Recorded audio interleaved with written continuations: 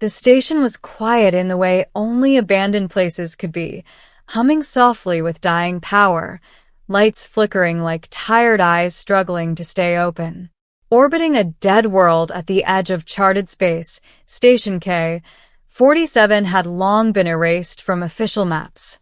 No ships docked here anymore. No cargo moved through its hollow corridors. No one cared what happened here. Except for one. She sat in the farthest chamber, where the walls were scarred from failed experiments and the air smelled faintly of antiseptic and rust. Her name, if it could still be called that, was Lyra 9. She had once been something remarkable. Now she was something discarded.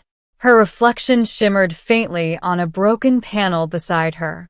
Pale, almost translucent skin stretched over a slender, humanoid frame. Veins of dim blue light pulsed beneath the surface, irregular and weak.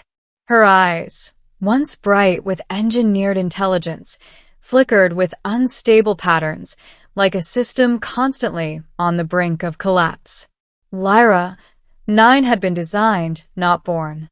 Created by a now-defunct consortium of scientists who sought to blend artificial intelligence with biological life, she had been the 9th iteration. The most promising, until she wasn't. Her creators had called her unstable, unpredictable, emotionally flawed. She remembered the day they shut her down for the first time, the cold detachment in their voices, the way they avoided looking at her as if she were already something less than alive. Then came the revisions, the pain, the failures. Eventually they stopped trying, and then they left. Time didn't pass normally for Lyra 9. Without proper systems to track it, days blurred into cycles of dim light and darkness. Her energy core degraded slowly, forcing her into long periods of inactivity. She didn't sleep. She simply faded. Each time she powered down, she wondered if she would ever wake again. Part of her hoped she wouldn't. The sound came as a distant vibration at first, a tremor through the station's skeletal structure. Lyra 9's eyes flickered open. Her system struggled to interpret the sensation. It had been so long since anything external had interacted with the station. Then came the unmistakable noise. Docking clamps engaging. A ship. Someone had come. Her first reaction was fear. Her creators had returned. She tried to move, but her limbs responded sluggishly. Systems lagged behind intention. She pushed herself upright, gripping the edge of a cracked console for support. Footsteps echoed faintly through the corridor. Steady. Measured. Not hurried. Not aggressive. Still, she retreated instinctively into the shadows, her glowing veins dimming further, as if trying to hide her presence. The footsteps grew closer, then stopped. The door to her chamber slid open with a reluctant hiss. Light spilled in, and with it, someone new. He wasn't what she expected. Not one of the sterile, uniformed scientists who had built her. He looked ordinary. Worn jacket, utility boots, a small pack slung over one shoulder. His dark hair was slightly unkempt, and his face bore the kind of tired expression that came from long journeys and too many disappointments. He stepped into the room slowly, eyes scanning the damage, the decay. Then he saw her. For a moment, neither of them moved. Lyra 9 braced herself. She knew what would come next. Fear. Disgust. Rejection. Hey, the man said softly. Just that. No alarm. No weapon drawn. No immediate judgment. Lyra 9's systems hesitated, uncertain how to process the interaction. You shouldn't be here, she managed, her voice uneven, like static struggling to form words. The man tilted his head slightly. Yeah, I get that a lot. He took a cautious step forward. She flinched. Please don't, she said quickly. I'm unstable. He stopped immediately. All right, he said. I'll stay right here. That wasn't expected. I thought this place was empty, he continued, glancing around. Salvage logs said it was abandoned years ago. It is, Lyra 9 replied. He looked back at her. Except for you. She didn't answer. What was she supposed to say? That she didn't count? That she had been left behind because she wasn't worth retrieving? What's her name? He asked. She hesitated. I don't think it matters. He shrugged lightly. Matters to me. There was something in his tone, not insistence, not pressure. Just simple, quiet sincerity. Lyra 9, she said at last. He nodded once. I'm Elias. The name meant nothing to her. But the way he said it, like it carried weight, like it meant something, made her pause. Why are you here, Elias? She asked. Looking for anything worth salvaging, he replied. Then, after a brief pause, he added, Didn't expect to find someone. I'm not someone, Lyra, 9 said immediately.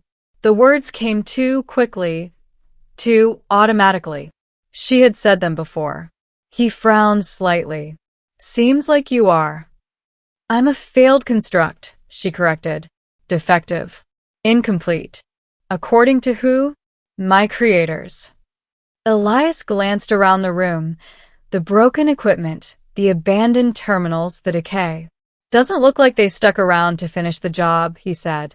Lyra 9's system stuttered. That was not a conclusion she had ever considered. They deemed me unworthy of further development, she said instead. Or they gave up, Elias replied. Silence stretched between them.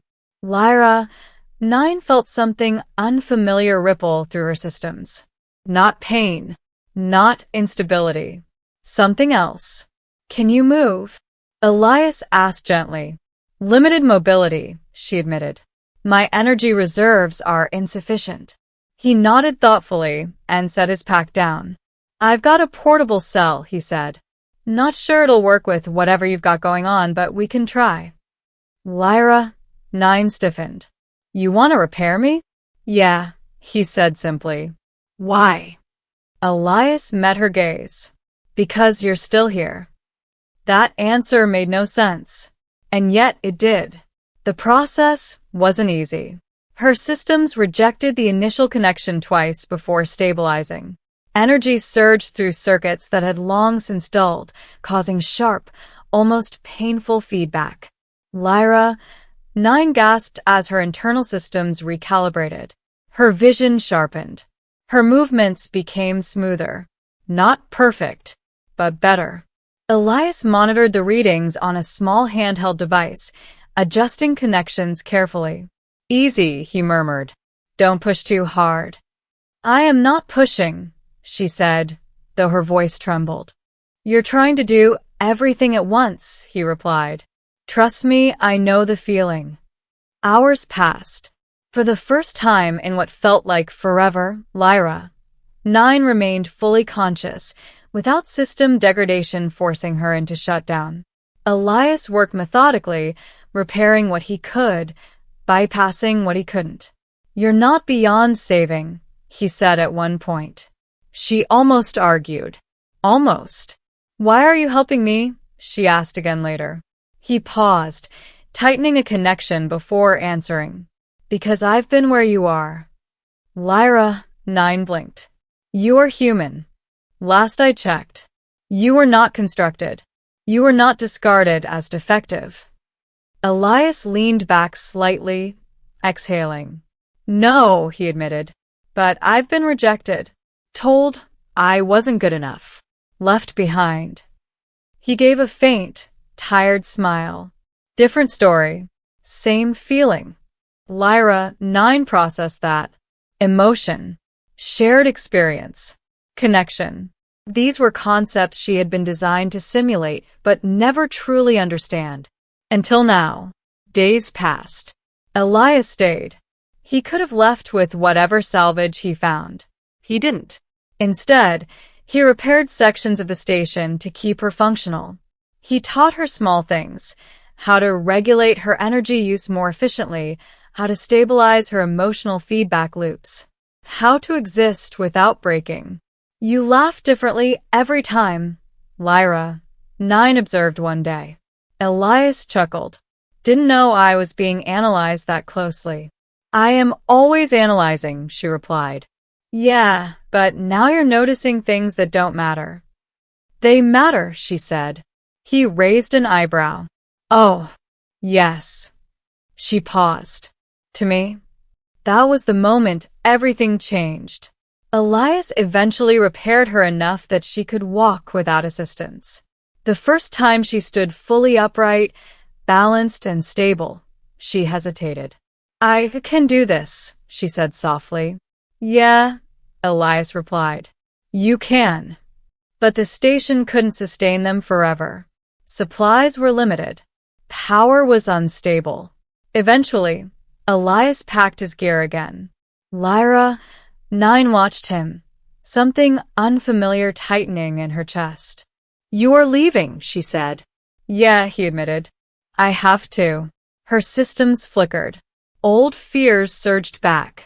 Abandonment. Rejection. Being left behind. You will not return, she said. It wasn't a question. Elias hesitated. I don't know, he said honestly. Space is unpredictable. Lyra, 9 looked down. Of course. This was how it ended. Just like before. Come with me. The words hit her like a system shock. She looked up sharply. What? Come with me, Elias repeated. You don't belong here. I was left here, she said. That doesn't mean you belong here. Her systems raced. This station is my designated location, she argued. It's your prison, he corrected. Silence. You are asking me to leave my purpose, she said. Elias shook his head. I'm asking you to find a new one. She hesitated. Everything in her programming resisted the idea. But something deeper, something not written into her code, pulled her forward. What if I fail again? She asked quietly. Elias smiled just a little. Then we deal with it. Together. Together. That word changed everything. Lyra, 9 took a step forward. Then another. Each movement felt like breaking free from invisible chains. I will come with you, she said. The ship was small, but functional. As they lifted off from Station K, 47, Lyra, 9 looked back one last time. The place where she had been abandoned. Forgotten. Left to fade. Now, it drifted into the distance. Just another piece of debris in the void. Regrets? Elias asked. She considered the question, then shook her head. No.